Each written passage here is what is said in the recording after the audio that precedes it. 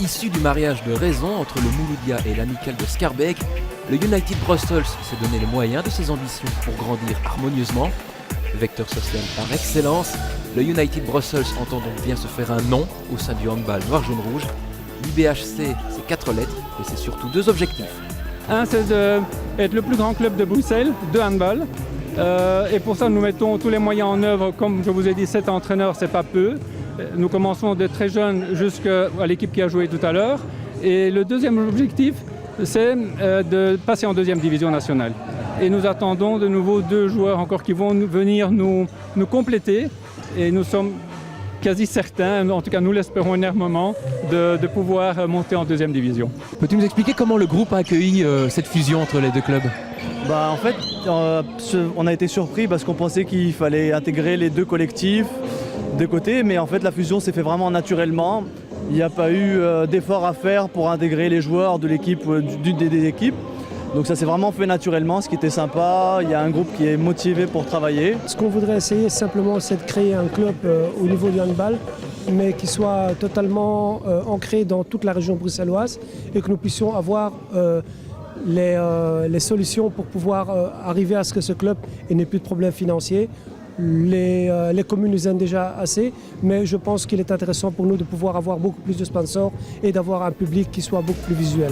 Évoluant au sein du Palais du Midi, le United Brussels a reçu le soutien de l'échevin des sports, qui voit dans l'UBHC un bon moyen de promotionner le sport dans la capitale. Notre mission, c'est de faire jouer et de faire pratiquer un sport aux 170 000 Bruxellois. Aujourd'hui, le projet qui se passe ici avec l'Union de handball bruxellois, c'est une fusion entre 2 clubs qui ont décidé aussi de mettre en commun leur savoir-faire, leur expertise, leur capacité pour pouvoir permettre à un plus grand nombre. Aujourd'hui, il y a beaucoup de supporters, en tout cas par rapport à ce que je connais par le passé. J'espère qu'il y en aura davantage. Et le rêve des dirigeants de l'Union bruxelloise de handball est le mien, c'est celui de remplir cette salle avec 1000 spectateurs à l'occasion de chaque match. Malheureusement pour les supporters venus en masse samedi soir, les hommes de Pierre Philippot ont concédé une 2e défaite de rang en autant de rencontres. Cette fois-ci, le bourreau se nomme Verviers, un revers 24-25. Pour le capitaine Ali Ben Fayed, ces Ouailles ont quelque peu péché dans la naïveté. 2 premiers matchs, 2 défaites d'1 but, c'est un peu rageant, ça se joue sur les derniers moments, un money time qu'on appelle, où là on n'a pas encore assez d'expérience collective pour jouer. Donc. Le coach parlait d'un manque d'intelligence de jeu, c'est aussi, et tu partages ton avis ? Ouais, je l'exprimerai, c'est même on est naïf à quelques moments et à ce niveau-là, malheureusement, surtout contre une équipe comme ce soir qui ont de l'expérience, c'est des joueurs qui ont joué à haut niveau et contre eux ça pardonne pas, des petites erreurs de naïveté comme ça. Bon, il y a de la jeunesse, on a 2 joueurs de 18 ans chez nous, mais bon, à ce niveau-là, malheureusement, ça pardonne pas. Vous allez aussi être poussé par un public, on l'a vu aujourd'hui en nombre, et il fait du bruit votre public. On a été vraiment agréablement surpris, ils sont venus en nombre.